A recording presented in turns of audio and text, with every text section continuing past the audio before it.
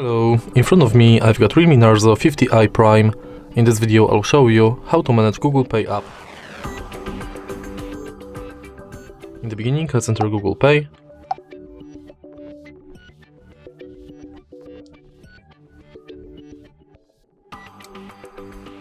Tap Get Started.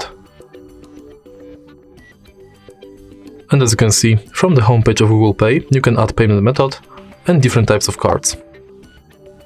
If you go to Menu, you've got access to all of your payment methods, full list of participating banks,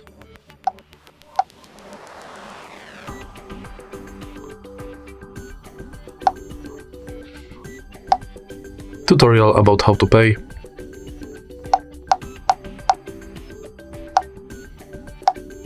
your activity, and settings. In settings you can enable or disable email updates, Gmail imports, personalization within Google Pay, purchase notifications, updates about your passes, offers and tips, and you can edit your account info. In contactless setup, you would be able to set up your contactless payments like NFC and cards, but unfortunately it's not available because this phone doesn't have NFC. And next we've got help and support and send feedback. In the end, we've got access to our Google account.